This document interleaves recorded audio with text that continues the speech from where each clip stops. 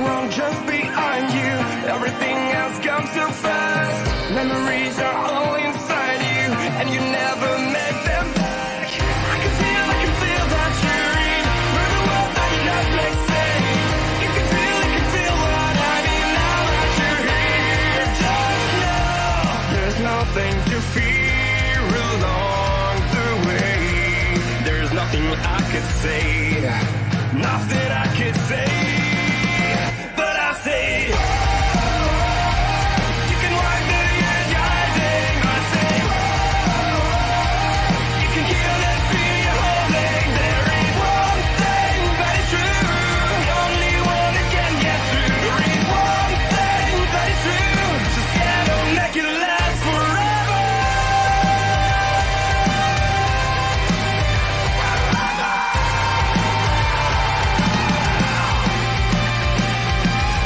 Wonder why I can't feel relief with the being that I'm done. Find something to believe in and then never give it up. I can feel that you're in through the world that you not make sense.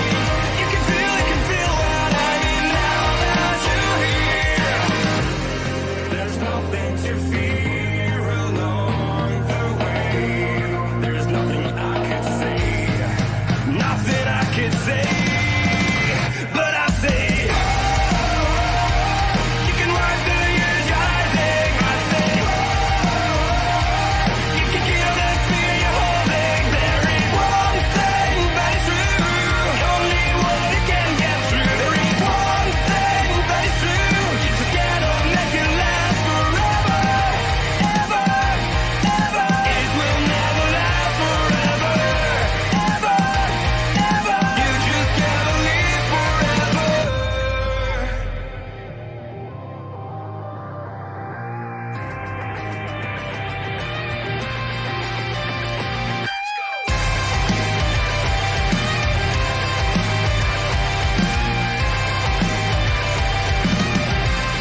And from when I close my eyes, and from when I fall asleep, it's the same in the end. Time is running out. And from when I close my eyes, and from when I close my eyes, there's nothing to fear along the way. There's nothing I could say, nothing I could say, but I say, you can wipe the years you're hiding. I say,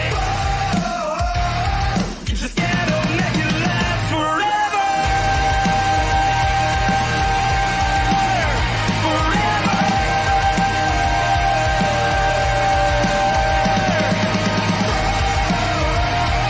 You can wipe the years you're hiding. I say,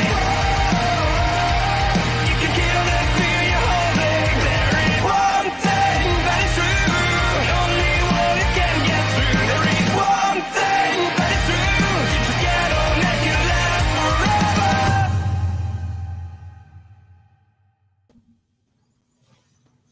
The WWE draft is in the rearview mirror, and now we're taking off to Puerto Rico for the first time since 2005 as we got Backlash this Saturday. We got our predictions and a little lanyard for you coming on this live stream edition of the World Elite Podcast. Let's go!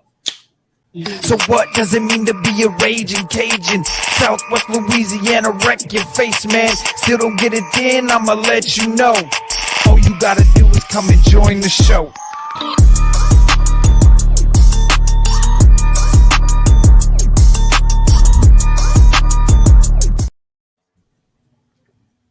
Yeah, we are the highest tier pod of your weekly unfiltered wrestling and entertainment.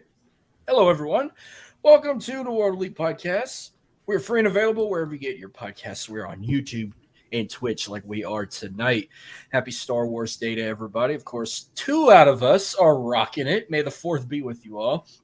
First, I'm Marcus. You can find me on Twitter at MarcusShElite337. Next to me, you got Dylan. What's up? And where can we find you? Hey, man, I'm on Twitter at DylanAbear_, and I'm doing fantastic, Marcus. I've been excited for this one all day. I've been excited, too, and I'll tell you a little more why But first, let's introduce our guest. Sadly, Jordan, hope get well soon, buddy. He was going to join us today, but he's still recovering from his surgery. So he's going to be taking time off again, but he'll be back quicker than you know it. But our guest today, you can find her on her YouTube show, ShElite Showcase, or as the official host of Smacking It Raw podcast, the #1 podcast on Pornhub. Ladies and gentlemen, it's Katie Kinsey, baby! Hi guys, how are you? Good. And you come prepared. You rocking the Star Wars gear yourself. I said I was gonna probably rock Star Wars today because I forgot we were recording this on May 4th. Well, yeah, I mean, I actually had a different Star Wars shirt on. I just finished my show about a half an hour ago, so I was like, well, I can't wear the same shirt. I had another one just in case, so we're good. I finally put it on today. I've been at work all day. I've been waiting to wear one. So I got it on now. Speaking of Star Wars Day, how fitting is it? Today is the day. Perfect day to do it, and maybe the only day to do it. They finally put Carrie Fisher's name on the Hollywood Walk of Fame today. So I love it. Our rebel, our princess, our general, Leah, has taken her name, or Carrie Fisher taken her name where she belongs. A movie that put her famous on the map. Congratulations. I know she's celebrating with her mother up above. So we got a fun one. There's a lot going on this weekend with the Stanley Cup playoffs. I've been enjoying the hell out of the NBA playoffs. And then you got UFC pay-per-view this Saturday. We also got Backlash this Saturday we're going to be talking about. Real quick, but I tell you what else that people have been talking about all week long, our kick-ass interview with Mike Chioda. Thank you again, Mike Chioda. That has been our most, I don't know if it's our most watched on YouTube. I don't know if it passed Waffler 6ix9ine's interview yet, but it's catching up with it. But it's been a week and everyone's still telling us how amazing it was and like, how'd you pull it off? I'm like, I didn't do that. Dylan pulled that off. You got to get with him about that. He's the one that pulled the strings on that one. Yep. Yeah, you want to add anything on to that? I mean, just to add on everything you said, man, it was awesome. It took a while to get it, but it finally happened and it was fun. Oh yeah, it was absolutely fun. I had to listen to it like super loud in the vehicle because he talked really low. I mean, we could hear him clearly, but you had to like adjust your volume up to full max to hear him like talk. But hey, it's cool. It's cool. I enjoyed it. But I want to talk a couple of things before we talk about Backlash. Of course, the main talk they've been talking about is the WWE draft, which, to be honest, I didn't think it was all that. I thought it kind of sucked. It wasn't like it used to be 20 years ago where it used to be surprising and you didn't know who was going where. I used to like how they would come out to the stage to announce who's the pick instead of showing it on the Jumbotron. Like when Cena was announced to go to Raw as the #1 pick, like his music just hit and then instead of him popping on the Jumbotron. But if I can, I might let Dylan take the reign on this one. You want to? No, you're like, oh, I don't want to do this. Well, whatever you had already, I was not prepared. So all right, so I'll go back to night one. So shockingly, they let SmackDown have the first pick, I guess, because they hosted night one, so they let them have the first one. So #1 overall pick, they say the Bloodline, but they're not talking about the whole faction. They're just talking about Roman Reigns, Solo Sikoa, and Paul Heyman. That kind of scratched my head a bit. I'm like, oh, where's this going? Are they going to really kick the Usos out of the Bloodline, I thought? But moving on, Raw's #1 pick. No surprise, it was Cody Rhodes. Bianca Belair going to SmackDown. Then Raw picks Becky Lynch. Street Profits go to SmackDown. Imperium goes to Raw, and they bring the Intercontinental Championship with them. Edge goes to SmackDown. Matt Riddle goes to Raw. Bobby Lashley goes to SmackDown. Drew McIntyre goes to Raw. The OC, AJ, Gallows, Anderson, and Mia Yim go to SmackDown. Miz on Raw. Damage Control on SmackDown. Shinsuke Nakamura on Raw. And the last two picks on the live picks were NXT call-ups. You get the Women's Tag Team Champions, Alba Fire and Isla Dawn going to SmackDown. And the NXT Women's Champion, Indy Hartwell, going to Raw. So let's start with these first.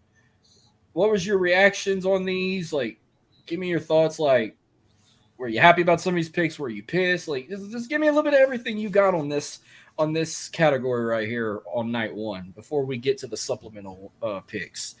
I'll let Dylan go first on this one. So my main concern whenever I seen Imperium get drafted to Raw was that I wouldn't be able to hear Samantha Irvin call them anymore because she has like the best voice for Imperium. But then I heard the news that there was a swap with the announcers that Mike Rome would go to SmackDown, she'd go to Raw. So I was able to have that sigh of relief right there. But it's nice to shake things up a little bit, you know. Obviously, when I seen Gunther go to Raw, I knew that Austin Theory on Raw would go to SmackDown. So it seemed like they're swapping everything. Some titles are going to get swapped apparently with the women's tag titles, but hey, it is what it is. It's always nice to shake things up a little bit. Go ahead, Katie. Yeah, I mean, the NXT Women's Champions getting called up kind of threw me for a second because I was like, oh, what the fuck are they going to do down there? But, I mean, NXT Indy explained it, which was beautiful the way she was just like, I got my fairy tale ending. Here we go. And we're getting a cool tournament with the women down there. The tag titles, though, that means we have 2 sets of women's tag titles on the main roster. So I'm not sure what they plan on doing with that. They definitely don't have enough women to have 2 sets of women's tag titles on the main roster. So maybe they're going to unify them and then those champions can kind of travel to all 3 brands. That'd be kind of unique. What's up, Nick from the Universal Wrestling Podcast? I mean, I was happy for Indy, but I was pissed at the same time. What's up, Jordan? Tuning in.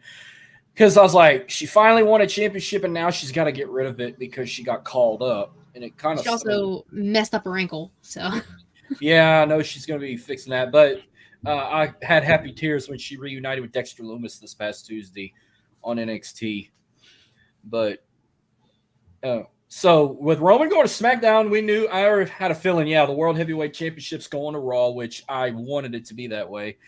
I mean, I enjoyed it at one point being on SmackDown, but I really, back in the day during the Ruthless Aggression era, I loved the big gold belt on Raw and the WWE title on SmackDown. When they swapped it, I mean, I got used to it for a bit, but I only liked it because I was a big John Cena fan at the time, and I wanted him on Raw because I couldn't catch SmackDown, and we finally drafted him to Raw, and then they brought Batista to SmackDown, and then sure enough, 2 weeks after Cena gets drafted, I was able to catch SmackDown. I'm like, well, shit. I was like, well, now. And then we had the supplemental picks. If you watched, I know Raw still does the little Raw talk or whatever it's called on Peacock. Does SmackDown do it too? I guess they do. I don't know what SmackDown's is called, but that's where they did like the rest of the draft picks that night. Or no, they did it Saturday morning. Okay. See, I remember back in the day, it was around like 2016 when they did the brand extension again. They used to have that pre-show called like Raw Talk or SmackDown Talk, and then they'd have the backstage pass show that you could watch on the network to get like a fallout of shit. Like I watched that for like a week with my thing. Then the supplemental picks. A couple more NXT gets called up. First, Apollo Crews gets called up back to Raw. Then it's like Raw had more picks in the supplemental than SmackDown. SmackDown only had 2 picks. They put Hit Row and Lacey Evans back on SmackDown. Candice LeRae, Chelsea Green, Sonya Deville, Dexter Lumis, the Maximum Male Models all go to Raw. And Apollo Crews, JD McDonough, and Zoe Stark, all 3 get called up to Raw from NXT. So I want to share anything with that?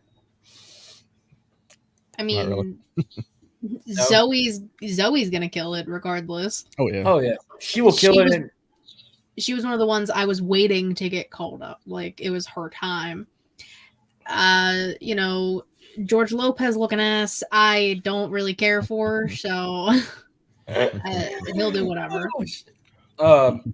Yeah, but the hate Zoe Stark was getting though, I was like, shut the fuck up. Give her a chance. I think she could kill it on Raw. Mm-hmm. And JD McDonough, I mean, there were rumors they want to put him in Judgment Day. I don't know if they're going to kick somebody out or they'll make it a 5-person faction. But if you don't do that, give me another JD McDonough Finn Balor match like they did at NXT UK TakeOver Blackpool. Because that match was busted. And then we go to night 2 of the draft that happened this past Monday. I'm gonna try and quickly run to this. So the number one, so they went back to square one. They went back to round 1, like first number 1 overall pick. So there were 2 number 1 overall picks. On night 2, the number 1 overall pick was SmackDown Women's Champion Rhea Ripley, who technically was a Raw superstar the whole time, but she's staying on Raw with the SmackDown Women's Championship. I have more to say about that in a bit. And Austin Theory goes to SmackDown. I called it. So U.S. title is back on SmackDown, and the Intercontinental title's on Raw, just like in 2004. Seth Rollins on Raw. You got to keep it that way. Charlotte Flair going to SmackDown. Kevin Owens and Sami Zayn to Raw, but Zayn jumped brands. The Usos going to SmackDown, so the entire bloodline is still together. Judgment Days, Finn Balor, Damian Priest, and Dominic Mysterio are on Raw. LWO on SmackDown, all 5 members. Liv Morgan and Raquel Rodriguez to Raw. Asuka to SmackDown. The New Day to Raw without Big E. The Brawling Brutes to SmackDown. Trish to Raw. I have a little bit to say about that too. Karrion Kross and Scarlett to SmackDown. Ronda Rousey and Shayna Baszler to Raw. LA Knight to SmackDown. I really wanted him on Raw, but oh well. Braun Strowman and Ricochet to Raw. Shotzi on SmackDown. Bronson Reed on Raw. Dylan's all-time favorite, Pretty Deadly, gets called up from NXT to SmackDown. Finally. I want to see your reaction. Okay, I'm moving on. Alpha Academy on Raw. Rick Boogs on SmackDown. And just like night 1, the last 2 picks were call-ups from NXT. Raw picks up Katana Chance and Kaden Carter, who faced Alba Fire and Isla Dawn this past Tuesday. And I'm thinking, okay, you got 2 women fighting for these titles, but they both got called up. And I'm thinking, how's that going to work out? And then the last pick on live television, Cameron Grimes gets called up to SmackDown. So I'll let Katie go first on this on the second round here. So what you got? I mean, yeah, this is like I kind of expected Theory to go to SmackDown because of, all of Imperium going to Raw. I definitely am intrigued by the mid-card title picture on SmackDown now. I mean, LA Knight, you'll mention him, Grayson Waller, Theory. It's going to be very interesting. I don't think you can have 3 cocky heels all in your mid-card, so maybe somebody might have to turn. But I'm very intrigued to see that. Plus, it's always good to just like move people here and there, give them new opponents, because we don't need to see the same match every week. Yeah, most definitely. But I think the best way you go about this, I've been seeing people talk about it on Twitter, is to have an LA Knight turn face. He's so over right now. So right now, I think you have to turn him face, because like you were saying, Katie, you really can't have 3 cocky heels for that SmackDown mid card brand. So, but the only head scratcher about this one was the tag team championships. Both of them are on Raw now. They're exclusive to Raw, but they're holding both championships. So now no one on SmackDown can compete for the titles now. So it's a little bit of a head scratcher right there. Marcus mentioned Pretty Deadly, one of my favorites in NXT, finally getting their call up. I think they're going to shine if they're booked correctly. I'm just excited to see where these NXT call ups go with this. They're showing video packages for all of them just about. So I think they have some special plan for them. So hopefully, like I said, booked correctly, I think all of them are going to shine in their own way. Mm-hmm. Them so-called 3 cocky heels. I'm shocked. I thought one of them was a babyface. I thought LA Knight was technically a babyface because everyone loves him and everyone cheers for him. I consider him a babyface. You might consider him a babyface, but the company considers him a heel still. Yeah, but fuck the company. No one gives a shit what they think. It's all about us. I'm just saying. What do you see him as, a heel or a babyface? I mean, you can be over with the crowd and still be a heel. No, I do see Austin Theory. I definitely see a heel, but I love him as a heel. I can't see him as a babyface yet. Not yet. Maybe in a couple of years. Not now. And Waller's a prick, so he has to be a heel. He's my fucking favorite prick on NXT that got called up. I'll talk more about that. What pissed me off the most was Rhea Ripley going to Raw. But I'm like, oh, great. Now we're doing the fucking swapping the titles like they did the last 2 years. What, that New Day and the Usos? Was it New Day? New Day and who? The Usos swapped the titles 2 years ago? Or was it New Day and Sheamus and Cesaro or some shit. I don't remember who New Day swapped the titles with. Or was it the Profits? Street Profits? It might have been the Street Profits. I don't remember. It was like 2 years ago. They did it like backstage. And then last year, Charlotte Flair swapped. No. 1 year Charlotte. It was Charlotte and Becky, and it was a Charlotte. fucking disaster. So if they're gonna do a title swap again, just do it backstage. We don't even need to see it. Just have Rhea come out with the SmackDown or the Raw title, and Bianca come out with the SmackDown title. I won't say shit. So Charlotte and Becky did it 2 years ago. New Day and Street Profits did it 3 years ago. Because they didn't do a title swap last year because Bianca was the Raw Women's Champion and she was still on Raw. SmackDown Women's Champion was Charlotte Flair at the time. They didn't do it, and then Ronda won it. So they didn't do a title swap for the women's titles last year. So yeah, that kind of I feel like they're giving Austin Theory somewhat of the old school John Cena treatment with him going to SmackDown as the U.S. champion. So I feel like he's going to build his career even higher there. Mm-hmm. Seth Rollins is like the face of Raw. Like he needs to stay on Raw, but like the whole Judgment Day being on Raw, I guess I can buy with it. I mean, I didn't want the whole group to split. I thought maybe Judgment Day would go to SmackDown because they're never going to stop feuding with the LWO, the LWO and SmackDown. I called it. Why is Trish? Why is she in the Hall of Fame if she's still an active roster? Like I've said this for years. If you are in the WWE Hall of Fame, you should stay retired. Are you telling Edge to retire right now then? Edge is fixing to retire in a few months. But he's still wrestling. But your argument's invalid right now, Marcus. You got Hall of Famers still wrestling in the company. Lita also wrestling. Well, she's kind of hurt now. But I'm thinking of Goldberg in my head right now. Like I'm worried Goldberg's gonna come back and win the big gold belt in Saudi. No, I would rather, like I said, I would rather scoop my eyes out than see Bill Goldberg ever again. I don't need him. We don't need him anywhere. He can stay gone. And then what else I want to throw in this? Okay, Pretty Deadly. I'll say this. Like everyone loves this tag team. You can ask Dylan. I'm still trying to figure out why, but I think now that they're called up, I'm gonna give it a chance. I'm actually gonna. I watch their matches. They're good in the ring. It's just I don't know. Is it something? I think they're trying to be funny, and I didn't think they were funny in NXT. That's probably why I didn't like them so much. Like they try so hard to be. They gave me the Breezango vibe. They gave me the Tyler Breeze Fandango vibe a bit. Like which they were hysterical. So like, where's your problem here? I thought they were funnier. I thought Tyler and Breeze and Fandango were 10 times funnier. Well, listen, pretty funny in their own right. I still thought it would have been funny if they debuted wherever they did when they got called up in a trunk. Like somebody had to like open it and they kind of just showed up somewhere. Yeah, that was actually funny. That was actually funny.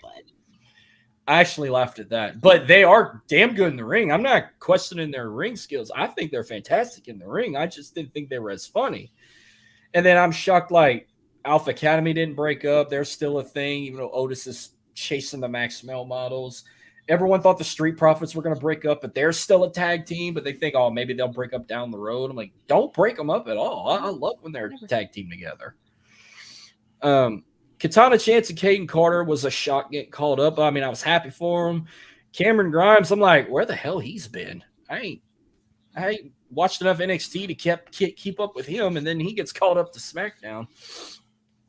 And he hasn't even been on TV in months. Probably, I think the last time I remember he had a match was last year. Speaking of that, what made me laugh, Braun Breaker didn't even get called up. That was probably my biggest shocker of the whole draft. I figured at least he was going to be the first name to get called from NXT, but no, Alba Fire and Isla Dawn were the first NXT names to get called up. Braun still has this thing with Mello. So if he does get called up, it'll be later this year or maybe not at all this year. And they just keep him down in NXT just for fun. But you brought up Caden and Katana. That's the tag team I expected most to get called up, not Alba Fire and Isla Dawn.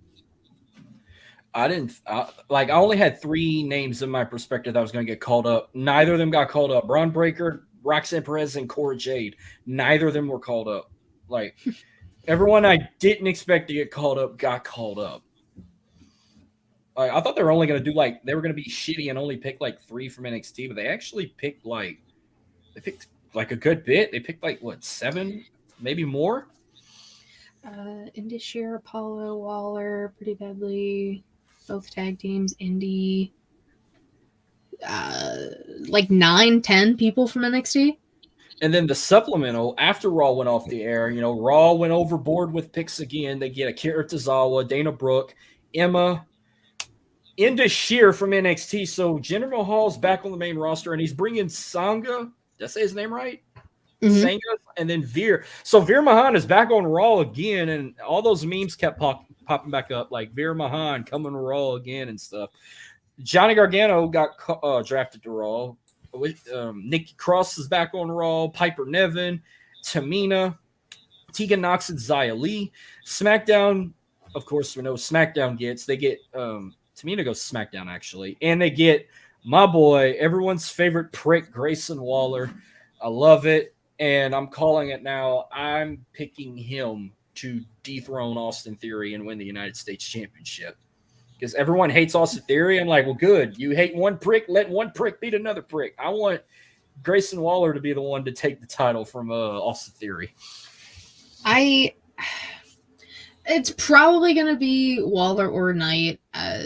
Hell, give me a triple threat with the 3 of them. Let them cook. Let them have it. I will rate that 5 stars if it happens. It'd be hard to pick a winner, though. Like, I probably would pick LA. If it's for the championship, I would probably pick LA Knight. If they're just fighting for the hell of it, see who's the biggest prick, I would probably pick Austin Theory to win that triple threat. If that was fantasy booking, who would you have win that triple threat, Dylan? Man, that's a tough one, but I'd probably win a new champion regardless. You know, Grayson Waller or LA Knight would be perfect with it. And then, okay, so I remember I thought it was just Brock Lesnar. Like, Brock Lesnar was announced he was a free agent and everyone was pissed, but turns out there's more free agents now. We got Baron Corbin, Cedric and Shelton, Dolph Ziggler, Elias, Mustafa Ali, Omos with MVP, and even from NXT, Von Wagner and Zion Quinn have all been declared free agents. What's your take on that? If they were particularly going to one brand for anybody, who would you think would go where? Like, I'd say Brock, of course, would go to Raw. Anybody else? Omos, probably. I'd say Omos go to SmackDown. Baron Corbin probably SmackDown. I don't know, like everywhere. Von Wagner probably SmackDown. Zion SmackDown. I don't know what you guys think of these free agents. I personally think the free agent thing is kind of stupid. Like, the fact that they have the ability right now to travel to both brands. The point of a draft is you have a distinct split between the two. And that's something they fuck up every single year, is keeping people on one brand. They're like, oh no, superstar shake up. They can go wherever. No, that's not what that fucking means. Or the wild card. Remember that? That's also stupid. Like, I give it a year max that they can actually do this right. Some people are giving it a month. The free agent thing, Brock makes the most sense. He is probably, besides Roman, your biggest star. So he'll always just go wherever the fuck he wants. He's showing up in trench coats, stealing everything from the Undertaker. So like, let him. He's fine. But everyone else, I feel like you probably could have just put them on a brand. It makes it seem like they're not really going to be used a lot then if they're quote unquote free agents, which kind of sucks for some of them. I don't give a fuck about Von Wagner. But like everyone else, that kind of sucks. Okay. Dill? Something cool to take away from the free agency, even though I'm not a huge fan of the free agency thing as well, is that Cedric Alexander is teasing a North American title that thing with Wesley. So I would be very into that. But aside from all the others, I'm not a huge fan of free agency. I was gonna say you can also probably go to NXT if you were a free agent. If he was spoiling that, I mean, hell, let it happen. Let him and Shelton go down for the NXT tag titles. Yeah. Brock Lesnar just scares me being a free agent because it's like wherever he goes, no one's gonna be happy about it. Nobody wants him on SmackDown because we are so over him and Roman feuding, even though he can't feud with him right now. And a lot of people don't want him on Raw because they're scared he could probably be he's another that's favorite to be the first world heavyweight champion. He's like in the top 3 predicted to win that title first at Night of Champions. One of the top 3. But he's like the least favorite. And then finally, before we move on, that's actually not a lot of names, but our buddy Battle threw in a name. There's a few list of names that were not drafted. R-Truth was one of those names. You also had Alexa Bliss, Aaliyah, Big E, Bray Wyatt, Carmella, Gable Stevenson, Logan Paul, Randy Orton, Robert Roode, Shanky, and Tommaso Ciampa were not drafted or even declared a free agent. Which Carmella, we just found out she was pregnant. Congrats to her and Corey Graves. Randy Orton still seriously injured. I still think he might end up hanging it up and announcing her retirement. Alexa still recovering from having skin cancer, which get well soon. And then everyone else, it's just, where the hell's everybody else? I mean, except Logan Paul, he can go fuck himself. Well, a lot of people are still injured. Like Bobby Roode's still injured. R-Truth. I feel like there's a few other names off the top of the head that I know are injured, but that's why they're not even like teasing it. Gable Stevenson's been fucking drafted since last year and they haven't done anything with him. So are we really surprised here, guys? I think he's also doing something in the Olympics. So who even knows when we'll see him? I figured he was training by now. And yeah, I remember Robert Roode, they just announced about his injury and it's supposed to be, I think, a year minimum. Like, it's like a serious injury. Yeah, it was something with his neck. I remember he posted a picture on Instagram. They went through, like, the front of his neck. The front of his throat. Look, your best friend. What's up, Kyle? Pretty guy. There was another... Tommaso Ciampa is still injured, too. He's still recovering. So that's why he's not going to get drafted. If he does get drafted, when he gets drafted, he's going to go to Raw.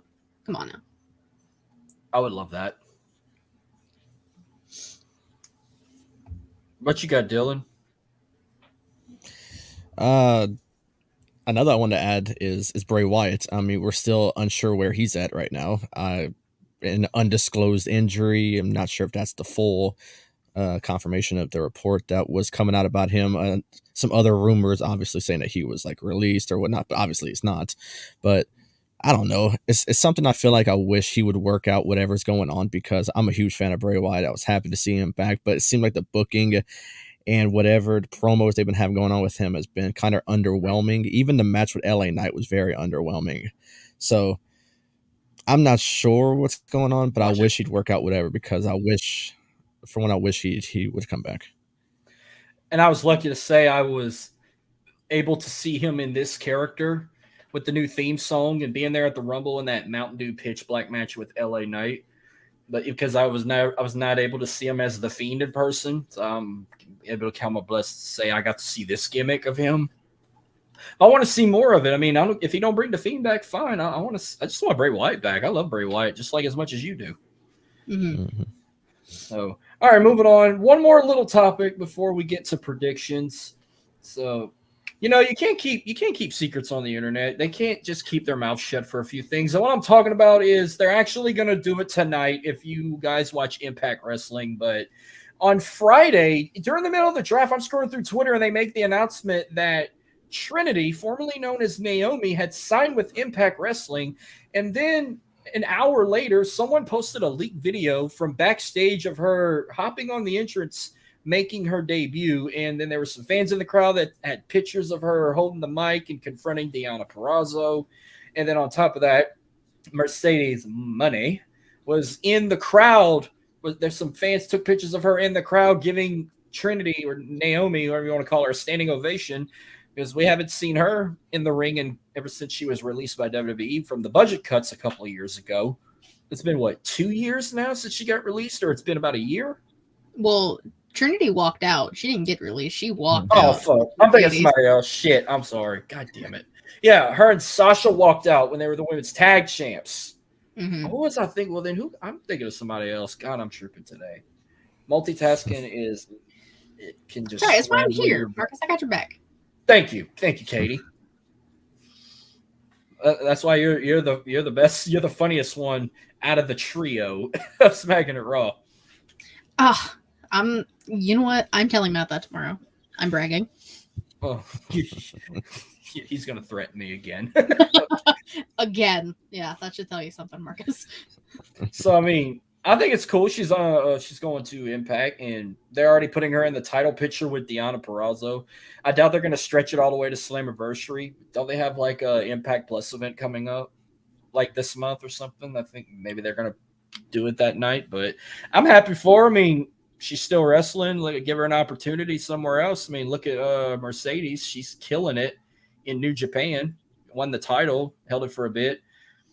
And now Trinity's going down a different path in Impact. So I'm happy for her. She's what, 2-time SmackDown Women's Champion, former Women's Tag Champ.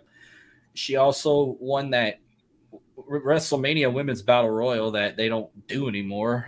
What else she had? What else she won in WWE? That I think that might be it. She never had the Raw Women's title. She never held NXT. She wasn't in NXT. Never won Money in the Bank. Never won the Royal Rumble. No, so it's the accolades you said, but like realistically, if you think about it, Trinity is going to thrive in Impact. But like they might not get enough screen time, but the Knockouts division is probably the best women's division in professional wrestling right now. I don't watch Impact just because I don't have time. But I know that their women, their knockouts, kill it every single time. Deonna Purrazzo, Mickie James, Jordan Grace. Now you can add Trinity, Tasha Steelz. The list goes on of fantastic talent over there, and Trinity's going to kill it. And I'm so happy for her. I'm gonna try and tune in, but it's like I keep thinking I don't have Access TV, but I can catch it. I actually have it on right now, so and it's hard to develop it in your weekly schedule, like watching Raw and NXT and AEW and SmackDown every week. I'd be watching wrestling 5 days a week if I threw it in my category. Yeah. Dylan, what's your take on Trinity signing with Impact, and how do you see her path going, especially feuding with Deonna already? So it's pretty cool to see her over there. You know, she's going down her own path. You know, Mercedes is going down hers. They each left at the same time, but they're doing their own thing now. Something tells me though that somewhere down the line that they're going to end up back in WWE. Something just tells me they're going to go back one day. They're going to follow that sort of similar Cody Rhodes style thing. They're going to go travel the world. They're going to work for different promotions. You know, Trinity's in Impact. I'm not sure how long she'll be there for. Same thing with Mercedes. I'm hearing she's going to be a free agent soon. You know, contracts coming up with Stardom soon. So I'm not sure what's going to happen with her. Is she going to go somewhere else? Is she maybe going to go to AEW, work with that women's division, because they do need help with that women's division right now? I'm sick and tired of seeing Jade Cargill fight, you know, local wrestlers for her next win. It's a shitty thing to see. You know, it's all leaning up for Chris Statlander, I think, to beat her for it. But something tells me that both of them somewhere in the future are both going to end up back where they were. So it's going to be cool to see them do their own thing for now, but I just see them going back at some point. I think they're going to make their amends with Triple H. I don't see Vince in the picture with that, but Triple H, I feel like, is going to reach out one day to both of them, and he's going to bring it back. Yeah, I hope she comes back. I'm sorry, go ahead, Katie. No, you're fine. I'm used to it on other shows. It's fine. Most people like talk about this could be Kurt Angle in TNA, revitalization for Trinity, which is very possible. I mean, Kurt's run in TNA made him fucking crazy, and it was good. It was great for him. So I have a feeling it could be the same thing with Trinity. And I kind of agree with you, Dylan. There is a slight possibility they could go back. Maybe once WWE actually, you know, focuses on all of their women and not just their champions, and then just no storylines for anyone else.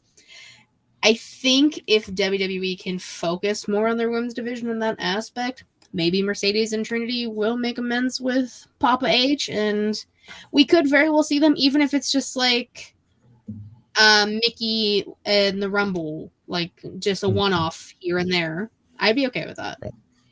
I would love for both of them to come back. Like, I'm glad they're letting her do that glow gimmick that she did in WWE, the whole Feel the Glow she's doing it in Impact also. So that's cool. They let her take that with her, and it's not like a copyright thing. WWE owns that gimmick. She does. Yeah. So, but moving on, of course. So this Saturday, WWE. Well, actually tomorrow night too. WWE returns to Puerto Rico this weekend, and for the first time ever, they're going to host a weekly episodic show on cable television. They're hosting SmackDown tomorrow night, which is supposed to be massively big, and then first premiere live event since 2005. So I remember I brought this up to you on your show, ShElite Showcase. So I'm going to ask Dylan, what's your reaction when they announced that WWE's going back to Puerto Rico for a premiere live event? I mean, I really didn't have like a really strong reaction or anything. It was always nice to see them go different places, and of course, they haven't been to Puerto Rico in quite some time, so it's going to be nice to see a newer audience. And, you know, if they're a strong audience like a Clash at the Castle, which I thought was like a WrestleMania feel, then I'm all for it. You know, I would be nice to see them go back to Puerto Rico if they can give me a quality crowd, because I love crowds when it comes to wrestling. So if they show out, then oh yeah, then they can go back whenever they want. Well, tune in to we're going to actually do a review on that sometime next week. We're going to do a nostalgia episode on the last time they were in Puerto Rico, New Year's Revolution 2005. That crowd was so electric.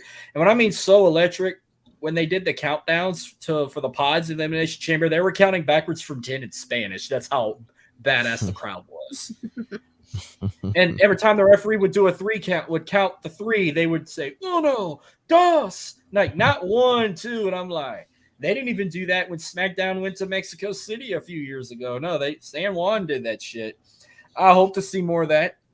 And then, of course, Bad Bunny's hosting it, which I think he's still hosting it, with that hilarious promo he did on Damian Priest when he's like, I'm not hosting Backlash anymore. I laughed my ass. I almost fell out the bed.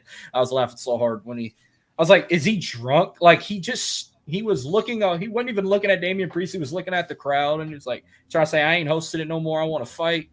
But unless he's multitasking, he's going to host it and he has a match, which Bad Bunny, I've questioned his music before, but believe me when I say Bad Bunny's probably one of the hottest artists in the world right now. When you say his name, everybody knows who he is, even if you don't listen to his music. And he is very big, not just in Puerto Rico. Like, he's big in the United States. He's big in Mexico. He's big in the UK. He's big in Australia. Like, he's like one of the number one artists in the world. And Spotify, don't bullshit that. Or iHeartRadio, don't bullshit that. Do you guys like Bad Bunny? I like Bad Bunny. I listen to his music here and there. I mean, he did just headline Coachella 2 weekends in a row, which is, big for, the music festivals right now. Coachella is still like the biggest one. So on top of that, world tour, stopping all of that, being like, I'm going to go back to WWE. I'm going to wrestle real quick. I'm going to need y'all to wait. And he's one of those celebrities who come into wrestling being like, I'm going to do this. He stayed a month in Florida to train for Mania, which that's dedication alone. And you can just tell he's happy and excited to be here. Like when he told Damian Priest he's going to kick his ass instead of host, which I think he might still do both. But I still have him doing both. Yeah. So Bad Bunny is just a good celebrity in wrestling right now. Logan Paul sucks. Bad Bunny forever. Dylan, you want to add on to that? I mean, as far as his music goes, I've really never heard anything he's put out. I'm not a fan of that type of music, but so I've never really heard it. But as far as wrestling goes, man, he proved at WrestleMania that he belongs, and taking the time out to train. He's also putting that dedication. Same thing. I know people have their strong opinions on Logan Paul, but he has also really showed that he's dedicated to the sport. So I got to give him that. I'm not a fan of him as a person, but as far as the entertainer goes, he's doing a great job at it. So same thing for Bad Bunny. I think he's going to have a great match with Damian Priest. I think it's going to be better than a lot of people expect. So I'm really looking forward to it. Bad Bunny had only one match, and it was the greatest thing I've ever seen in my life. Well, he was also in the Royal Rumble. Yeah, but then and he Brock kicked ass in the Royal Rumble until Brock Lesnar ruined his moment. Hey, F5 it's him out of the ring. Lesnar versus Bad Bunny. I don't know what to tell you Hey, here. I didn't expect to hear Booker T, and then I was like, "Holy shit, Bad Bunny's in the Royal Rumble." Bad Bunny made it relatively far. I can't remember how far he actually made it, but I was shocked he was like still in the Rumble. He had one elimination that made the crowd jaw drop. I forgot who the elimination was. Who was it? Was it Dame? No, it wasn't Damian Priest. Was it like The Miz or something? I don't remember. I really don't want to pop it up either. Yeah, it might have been Miz, someone like that. I don't remember who though. And then, yeah, but hell, if we ever get a Bad Bunny Logan Paul match down the road, sign me up. I would watch that ASAP. I would take off work to watch that.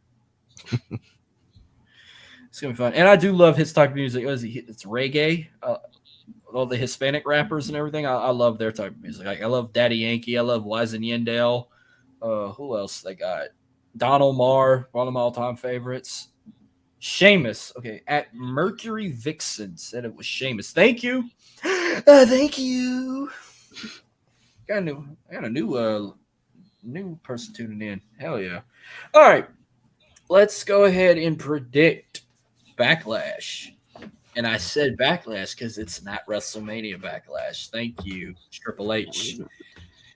All right, so we're gonna kick off with one match they randomly added. So we get a 6-man tag team match. We get Matt Riddle teaming up with the undisputed WWE Tag Team Champions Kevin Owens and Sami Zayn, taking on the Bloodlines, Solo Sikoa and the Usos. I'm actually shocked it's not like no DQ type, no holds barred type of match. But we'll let Dylan you pick first, then Katie, and then I'll go last. So who you got in the 6-man tag? So I'm actually going to go with the Bloodline. I think Solo's going to get his one up on Matt Riddle. I think Riddle's been causing him havoc for the last few weeks, so I think he finally gets his, sort of revenge. So I think that's the way for KO and Sammy to lose without actually getting pinned. I think some sort of the chaos spews outside the ring where they're brawling with the Usos, and it's left with Solo and Riddle, and he finally gets that Samoan spike on him, and he wins. You know what? I agree. The curse of Riddle is very real, especially if you ask Matt Ritter, which the theory has been proven, so it's actually kind of crazy that it's true. Riddle is going to be definitely the person who gets pinned in this match. It has to be Solo. They're building up Solo as this star. I mean, everything they're doing with him, his match against Seth. I mean, Solo hasn't been wrestling in WWE very, very long. So the fact that he got a main event match with Seth Rollins that just speaks for itself. So yeah, I agree with Dylan. I kind of think the Bloodline might win this one. I absolutely agree with the both of y'all on every single thing y'all said. I'm going with the Bloodline. Fuck Matt Riddle. He's taking the pin and he's taking the Samoan spike. Solo gets the win for the team. Solo's one of the reasons why I love SmackDown. Solo is the reincarnation of Umaga.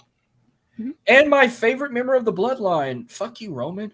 I have a love-hate relationship with you right now. But, yeah, Solo. That's all I'm going to say. Acknowledge him. Don't acknowledge Roman. Acknowledge Solo Sikoa. All right. Then we get the SmackDown Women's Championship, which could have a lot of emotions. But Rhea Ripley taking on Selena Vega from the LWO, returning to her home territory land of Puerto Rico, of course, in front of all her family and friends that are going to be there. That country or that territory. I know everyone says Puerto Rico ain't a country, but who cares? They are going to be riding on Selena's cocktail 100%. She's going to, she may have a chance. She might not have a chance, but that crowd's going to give her that one up to have an outstanding performance. But can she close the deal, or is Mommy walking out of Puerto Rico still the SmackDown Women's Champion? I mean, she definitely has a chance. But it's like a David versus Goliath. The size difference is unbelievable, and we've seen that just this past week on Raw. So she's gonna get some offense in. It's gonna be an emotional thing for her, but I think Rhea is gonna dominate most of this match and she's gonna retain. She just wanted. She's not losing it, especially to Zelina Vega of all people. She'll lose it somewhere down the line, but I think to a much worthy competitor. Not saying Zelina's not, but it's just to say I think Rhea's gonna win. Yeah, I mean, mommy all day, every day. If you know me, you know I love Mason Rhea Ripley. And I also love Zelina too. Like, she has proved that she can go in the ring even when she was just a manager for Andrade back in NXT. But like you guys said, like the David vs. Goliath thing, which is a good thing. Like, it definitely helps build the emotion for the story. Plus, Zelina being back in Puerto Rico and just the crowd behind her. It's definitely going to be a fun match to watch, specifically because I love the matches between Zelina and Rhea. So it's definitely going to be a good one, but I got to go Rhea. I really, really, really want Zelina to win just so we don't have another title swap. But Rhea's like on top of the world right now in the women's division. So Rhea's going to retain. But then I'm also hearing rumors they might rename these women's titles, supposedly. Like, they're no longer going to be called the SmackDown or the Raw Women's Championship. That's another rumor I heard. I mean, hopefully that rumor's true. If you can avoid a title swap and you're just going to change the name of the titles, then I'll take Rhea retaining. But if They you're going should to just still, change the titles anyways. what you going to call them? You're going to call one the WWE Women's Championship. What you going to call the other one? The women's, you don't even have to put, so like women's WWE title, women's world title. It's, you don't even, people were like, you could do heavyweight, but then of course you have the people who are like, well, that's offensive to the women, which I don't necessarily think it is. Half those women are stronger than half of those men. So that's Someone said do like the world titles, like call one title the WWE Women's Championship, call the other one the World Women's Championship. yeah, or like one, just like one being the Universal Champion and one being the WWE Champion. No, not Universal. I mean, if you're not gonna, anything's better than just the Raw Women's Champion and the SmackDown Women's Champion. Like, those are stupid. I would rather call it the world. Just same thing with the tag titles. Like, I would love to bring back the World Tag Team Championships. Have the WWE tag titles on one brand and have the World Tag Team. Hopefully that would go on Raw also, because those are still to this day my all-time favorite tag team belts of all time was those World Tag Team titles they had during the Ruthless Aggression era. The one that had like the red globe in the middle. If you know what I'm talking about, it's like the ones that Ric Flair and Batista had during the time, or the Spirit Squad, or Lance Cade and Trevor Murdoch. I'm thinking of other tag teams from Raw during the Ruthless Aggression era, if you know what I mean. Yeah, if you ever look up the World Tag Team titles, that's my favorite tag belts ever. Mm-hmm. All right. This next match, why? That's all I'm going to say. But Seth freaking Rollins versus Omos. There's no build-up. It's just, let's give something we never had. Maybe this will put some butts in the seats. This might stand people up and get a reaction. Seth Rollins versus Omos. Seth freaking Rollins, the man who wears crazy outfits, I love it, versus the Nigerian Giant. So why am I scared that Omos is gonna win? Like, something is worrying me that Omos is gonna win this match. And if you're gonna build Seth Rollins to be the first world heavyweight champion, it could be him, Cody, some kind of underdog. Like I was saying the other day, it could be Shinsuke, him going to Raw. I could see him possibly being that first world champion, but I think it'll be out of Seth or Cody. I think they're the two top stars over there. So if you're going to have Seth, be that first world champion, he should not lose to Omos. Even though I think Omos is a good athlete for his size, he doesn't get that credit he deserves, but something scares me with this match. But I'm going to go with Seth, but very, very hesitant. I'm going to go with Seth. It's just they have to build him as the world champion, and he should not be losing this match. Yeah. I mean, Omos has been kind of just built as this attraction now, especially with his match against Lesnar. I kind of agree with you, though. It is troublesome that I do kind of think Seth might lose, which, like, I'm so sick of Seth fucking losing.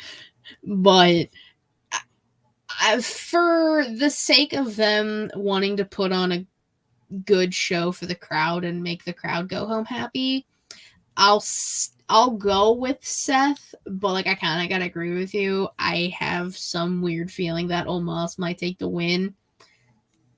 But yeah, so I'm gonna go with Seth, but yeah, hesitantly choosing Seth. I never really pick against Seth because he's my all-time favorite right now in the company. But I mean, if they have him lose just to go to the following pay-per-view and win the world heavyweight title, then I would be fine with that. But it when you're a big fan of Seth Rollins, it's hard to pick against your favorites. So I'm gonna pick Seth Rollins to win, but it's not going to be a cakewalk in the park for him. They're going to try and make it like, oh, one of his toughest challenges yet. And all they're going to bring up is like, oh, can he even pick up this giant? Can he even body slam this giant? Can he even curve stomp this giant? I guarantee you that's all they're going to talk about during the match. Hopefully it'll be better than Brock Lesnar versus Omos, because that was a crock of shit. Yeah, that was something. Yeah. Then we get a triple threat match for the United States Championship. Austin Theory defends against Bobby Lashley and Bronson Reed. And yes, one of the three competitors is a Raw guy. Then you have 2 SmackDown. But anything can happen. But what do you have here? Do you shockingly see the U.S. title go back to Raw? Or do you see one of the 2 competitors keep it on the blue brand? Go ahead, Dylan. So going into today, I was very, very high on Bobby Lashley winning the title back, but Austin Theory is main event talent. I've been saying for months he's main event talent. So why have him drop the title now? I just don't see it happening. You know, it could lead to that sort of triple threat like we were talking about. That's just fantasy booking, I know, but it would be nice to see it somewhere down the line. But I'm gonna go with Austin Theory to retain. It's gonna be a good match. It's probably gonna be one of the better matches of the night. Something about me wanted to pick Bobby, but I'm gonna go with Austin to retain. Yeah, I'm sticking with Theory more so because I don't want this to be like a hot potato title like the TNT title is in AEW, which also pisses me off. But especially between like the same people, like Bobby and Austin have kind of both been having it back and forth here and there. But I am excited for this match. I mean, big meaty men slapping meat, and then Austin Theory. So it's a good dynamic because you have the 2 larger men kind of just ready for destruction, and Theory just being a sneaky man. It's a good dynamic to have. It probably will be, besides like the street fight, this probably will be like the best match. I'm hoping, because I kind of am excited to see this. But you can't really go against Austin Theory right now. He is kind of like on his shit. So I'm going Theory. Yeah, another favorite of mine. A lot of people criticize me because I love Austin Theory so much, but hey, I love bad guys too. Theory retains. I think he might keep it a little longer. I don't know if he probably will have to keep it longer. If he's on SmackDown, he's not going to be the one to dethrone Roman Reigns. And now there's another rumor. Roman supposedly going to keep that championship till September of 2024. Do you believe that rumor? Please God, no. Gotta hope not. No, I can't see it happening. Yeah, I can't see it happening either. All right, but what we will see happening this Saturday, we got the Raw Women's Championship, Bianca Belair taking on Io Sky of Damage Control. So I think that this is gonna be kind of like the downfall of Damage Control. I've been seeing them kind of, I'm kind of hyping up Io to go her separate way from Dakota and with Bailey. It'd be nice to see her win. I think she's deserving of a singles championship, but I just feel like Bianca's too high right now to even have her drop the title. If she didn't drop it at Mania, she's not dropping it to Io. I think Io will win it at some point. She's very deserving of it, but I just think this is Bianca's, and she's gonna retain. Oh, yeah. Okay, so remember I said, like, that last match? No, this is going to be the match of the night. I forgot this match was even on the card. I forgot half these matches were on. I also keep forgetting Backlash is literally on Saturday. But this match is going to be incredible. Both of these women are fantastic. I agree with you again. Everything I'm going to say, you just say anyway, so I just have to agree. They have been planting the seeds and the hints of doubt in within Damage Control, specifically like Io kind of just like glaring at Bailey here and there. Dakota and Io more so being like, well, why, Bailey, why are you trying to take all the opportunities? Stuff like that. Bianca, it's not her time to lose the title yet. People are wanting. I mean, if she can hold it to a Survivor Series, hell fucking yeah. Because then I get Rhea and Bianca at Survivor Series, and I'll be okay with that. But yeah, Bianca can't drop the title right now. Io will eventually win it, and it'll be a great day, and we will all rejoice. But for now, Bianca's retaining. I'm excited for this one because I like Io Sky too, but I love Bianca Belair. I would love her even more if she would be a heel right now.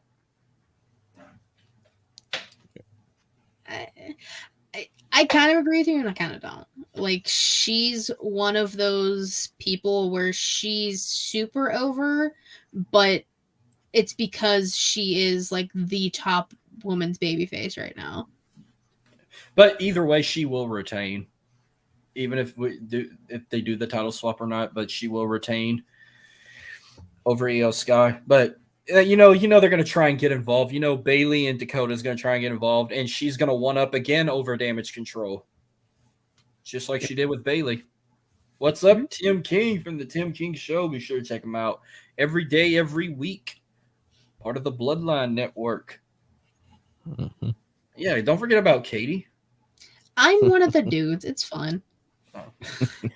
All right, this next match, everyone says it's going to main event. I really don't see it main eventing. I could see it being the co-main event, but not to close out the show. But we got Bad Bunny versus Damian Priest in now what they're calling a San Juan street fight. I'm actually excited for this because, these two actually know each other really well. I've heard the backstory that they've actually grew up in the same town in Puerto Rico. I forgot what town it was, and one of them's mom taught the other in school or something. Like I heard what not Corey Graves, the other Raw announcer said, and I'm like, oh, yeah. So, I mean, it's pretty much one-sided in this match, or will we see something else? I mean, I know a lot of people are riding on Bad Bunny winning this. Then they have some that think Damian's finally going to get his big moment, even if he gets the help from Finn Balor and Dominic Mysterio. But I want to hear from you two. Who's walking out of San Juan winning this street fight? The host, or you could call the enforcer of Judgment Day, whatever Damian Priest is called these days. So this is a match that Damian Priest can afford to lose, I think. I think bringing in Bad Bunny, I think he'll get his moment in Puerto Rico. And something tells me that anytime celebrity involvement happens with a current superstar like Damian Priest, and then the celebrity always goes over, except for Logan Paul or Roman Reigns. We knew what way that was going. But, I mean, look at last year's WrestleMania. Sami Zayn, who is a tag team champion right now with Kevin Owens, fucking lost to Johnny Knoxville of all people. So that tells you right there, celebrity involvement always equals a win for the celebrity. And now they're bringing in Bad Bunny, who, like we mentioned earlier, he trained for this. He has proven that he's ready for this, and I think he's going to give a great match with Damian Priest, and he's going to come out with the win. So, like I said, this is something Damian can afford to lose. I don't think it'll hurt him in any way. I think it just makes the story a lot better for Bad Bunny, and it's going to be a great match. It could be something that could possibly main event, I think, given the story behind it and where they're at. But I think they'll go Cody Brock to main event. I think he'll co-main event, but I mean, it could be, and I think will be better than Cody Brock. I think this could be one of the better matches of the night. Yeah, I mean, you got to think about the involvement of the Judgment Day, the possibility of the involvement of the LWO. Mm-hmm. Bad Bunny is going to win this match. I mean, you're in Puerto Rico. He is the host. He's the one who wanted this match. And you made a good point about like celebrity involvement. Pat McAfee, whenever he shows up, he 9 times out of 10 wins his matches, even though he's also just like a part of the company now. But regardless, and part of me wants this to main event just because of the significance behind it.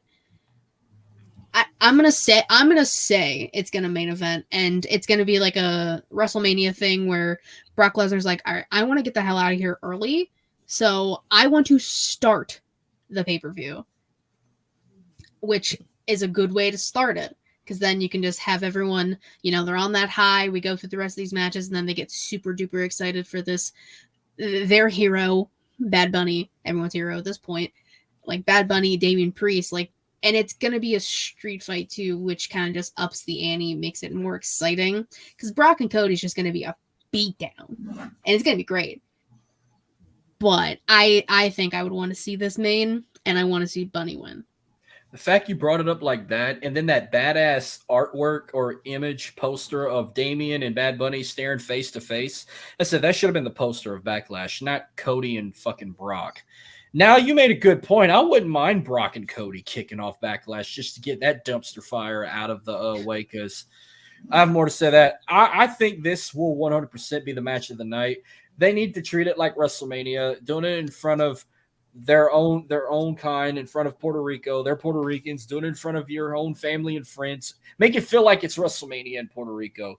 Bring everything but the kitchen sink. Bring tables, bring ladders, bring chairs, bring thumbtacks, bring fire, because you're not in Edmonton, Alberta, Canada, like Backlash 2004 we covered. That bullshit thing Eric Bischoff said. But no, Bad Bunny easily wins. Yeah, I see Judgment Day trying to get involved. I see LWO coming in the aid of Bad Bunny. It's going to be a mess, but it's going to be an awesome mess, and I'm actually excited for this. And most likely the only reason I'm going to watch this pay-per-view now is to see this street fight and see how it goes. So, and it's going to build Damian up, like what Tim said, what Dylan said. Like, he worked his ass off to get to this point, and he deserves it. Be in front of his crowd like that, like, give it all. I hope. I would love for it to main event again, tear the roof off the building. I'm looking forward to it. I'm excited for it. And then you got this, which will probably main event, but for Katie's sake, I hope not. I hope it kicks off, because I really don't give a shit for this match. I just want to hear the loudest whoa, if it's even the loudest, if it outtops WrestleMania. But we got Cody Rhodes versus Brock Lesnar for the first time ever. A lot of people think it's going to be a squash match. People think it's going to probably be a 5-minute match, maybe less. It's just a finisher after finisher match. I don't know. It could be longer, it could be short, but everyone thinks Cody's getting the John Cena treatment right now, the way he lost at WrestleMania. Then he's going after Brock and building up to go back after Roman again the following year. I mean, besides who you think's going to win, where do you see this match go from here with the winner? Well, I mean, it has to be something for Cody more than Brock. I think after this match, I don't know what happens with Brock. I mean, they claim he's a free agent, but I don't think we hear from him for a while. He always disappears after certain PLEs, and I think this one is gonna be like, oh, okay, I'm gonna be done for a while, and then he'll randomly magically appear on SmackDown or something like that to go after someone else. So for the winner, I think this will be one of those kind of matches where like someone dominates the whole match and then the other person hits one finisher and it's over. So I think Brock's going to dominate the hell out of this match. He's going to continue his sort of beatdown that he did to Cody on the Raw after Mania, the disastrous Raw after Mania. And I think Cody hits one crossroads and I think he ends it.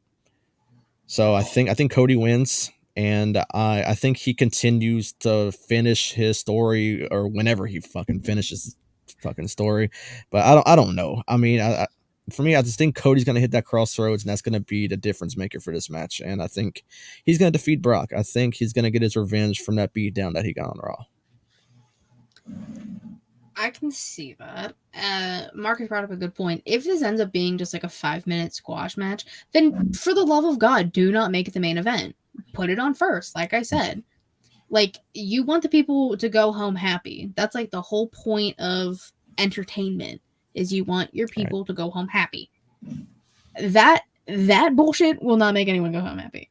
Especially if Brock wins, which I kind of think they might do, just to continuously beat down Cody Rhodes as much as humanly possible to make that build back up that much stronger. Because like you said earlier, it's either going to be Cody or Seth, more than likely, who walks away with the inaugural quote unquote world heavyweight title. So I'm I'm gonna go Brock just because I'm not sure what they're planning on doing with him after the fact. He's gonna be like, all right, I won. See you guys later. I'm gonna head out. Which he does all the time. So nobody should be surprised when Brock vanishes for 9 months. Like, it happens. And I think it'll just, with Cody losing, he'll start questioning everything again and want to push even harder, get the crowd behind him even more. I have Cody winning, but he's gonna hit more than one crossroads. He might hit maybe 3. Brock will probably hit like 3 F5s or 4. Cody will kick out of 2. He'll roll out of the ring for 1, or he'll probably hit one so powerful he's gonna fall out of the ring, or he'll might F5 him out of the ring onto a table or some shit. I don't know. Cody's gonna get his ass kicked. He's gonna be probably bloody. He's gonna get beat up, but he'll still get the win. It's gonna be one of those types of matches for Cody. Like, Brock will dominate, but Cody finds a way to pull it off for that story he's telling, so he can go to the next chapter, whatever the next chapter is. Brock, I don't know where Brock goes from here after. If for him losing this match, the only way I could see him going back, appearing in Saudi, is if he challenges for the World Heavyweight title, which I don't want him in that fucking title picture. I said it's Seth Rollins, Cody Rhodes, or Brock Lesnar. That's the top 3 that are predicted to win it. I'd rather see a Cody-Seth match where Seth finally beats Cody and wins the big gold belt. That's what I'm calling right now. It'll probably be Cody will lose another world title match and continue in that story to that quest to go after Roman for 40 or whatever he's got planned. But I don't see Brock probably come back till SummerSlam. I don't see him come back for Money in the Bank. And I think that's going to out-top the Clash of the Castle crowd, is that London crowd when they go for Money in the Bank. That will probably be the loudest whoa you're going to get from Cody's theme, and Seth Rollins humming of his theme song. That London crowd is going to be the loudest with that. Be louder than Mania, louder than the Rumble, louder than this night, that night. I am so ecstatic for that pay-per-view. I cannot wait to watch that one. See what London brings to the table. But we're talking Backlash. Cody wins. He finds a way to win again. And then we'll see what happens next. If he goes after the world title against Seth Rollins, or he fights just random people before he just makes that jump to SmackDown and goes after Roman at WrestleMania 40. Who knows? Do you guys want to add anything else on the show, or any other thing wrestling wise that recently happened or popped up or we never discussed? Is there anything else you want to add? Nope. Only thing is, I think the pay-per-view is going to be very good. I mean, it's been a long time since Puerto Rico had a show. I think it'll be a very good show. It may not be the show of the year, but it'll be in that category as like one of the top 3 or top 5 shows of the year. But I think it's going to be a hell of a show. I'm actually looking forward to it. And it's a normal start time. We don't have to watch it at 11 o'clock in the morning like if Saudi was hosting it. Or when Money in the Bank comes, we don't have to wait till watch it at 2 or 3 o'clock in the afternoon like Money in the Bank's going to be when they're in London. But same start time, 8 Eastern, 5 Pacific, or 7 Eastern, 4 Pacific. Whatever times they start the shows now. Normal time for us. Mm-hmm. Except I'm going to have to wait till Sunday because I'm going to be at a wedding Saturday, so I ain't going to watch it live. I'm going to stay off of Twitter. Or unless I get home at a certain time, I'll stay up all hours of the night and watch it, and then I'll probably host a Fallout the next day if I'm in the mood for it. But, yeah, that will wrap up for tonight. Dylan, last call. Katie, last call. Anything else y'all want to add before we close out? No, sir. Well, Katie, thank you again for joining us. Oh, you finally actually came on a live stream. I mean, I've had you on Ready to Rumble for that episode. I came on ShElite Showcase. Dylan came on first, then me. So now you got to put Jordan on your show as a guest. Marcus, you keep telling me people to put on my show like I don't have my own list I got to get through first, dude. After the show, he was like, "Oh, have you had this person on? Have you had this?" Marcus, I am one woman working through a list here. Well, I'm doing my kick-ass. best. You're a kick-ass woman. Thank you. I love your show. I love when you're on Smacking It Raw. You're kick-ass. Thank you. I appreciate it. Speaking of kicking ass, let the listeners know where they can find you on social media, plus your show, ShElite Showcase. Of course. You can follow me on Twitter at KatieWrasslin13. The link to my blog, all things ShElite Showcase, twitch.tv/ShElite Showcase, typically Thursday, 6 p.m. Eastern, youtube.com/ShElite Showcase. I always say watch your videos because they're way more entertaining. Anchor, Spotify, Google Podcasts, Apple Podcasts if you want to listen. And ShElite Showcase is the brand and the weekly show that I do with my co-host Savannah. I also have an interview series that I do called Inside the Mind of. Both Dylan and Marcus have been on. You can go check those out as well. And a bunch of other people they've probably had on the show. Tim is one who I just see over there. So he was on too. You can check everyone's out. I do have more plans. I'll get to them eventually, Marcus. Eventually. And if you don't want to find me on ShElite, which that's my pride and joy, that's my baby. So I appreciate if you go check me out there. But like Marcus said, I'm always on Smacking It Raw every Friday night, midnight, 11 p.m. You can find me there with Matt and Vince. Creation World's basically my second home, so you can check everything out there as well. Hell yeah. Of course, the podcast you can find on Twitter at World Elite Pod. We're also on YouTube. Subscribe to us on YouTube. Follow us on Facebook and Instagram. We are free and available everywhere you can get on all audio platforms. Spotify, Google Pod, Spreaker, iHeartRadio. We are everywhere. Our live streams powered by StreamYard, including this one, you can watch anytime on demand on our YouTube channel or on our Facebook page. Proud sponsors first, Be Better. I try to be better every single day of the week and of my life. Go to w.gg, type in our code WorldElitePod to get 10% off your order. And our other sponsor, 80s Tees. Go to 80stees.com. Use our promo code WorldElite to get 30% off of your order there. Katie, again, thank you for joining us. Dylan, as always, it's fun doing these every week, even if we do audio episodes as well, no matter what. Always love doing it with you and Jordan. This is the World Elite Podcast. We hope everyone enjoys Backlash this weekend. Enjoy Cinco de Mayo tomorrow. Enjoy Star Wars Day. May the 4th be with you all. If you're going to celebrate Cinco de Mayo, be safe. Don't do nothing stupid. And, enjoy Backlash and UFC and everything else going on. Thank you, guys. We are out of here. There's nothing to fear along the way. There's nothing I could say. Nothing I could say.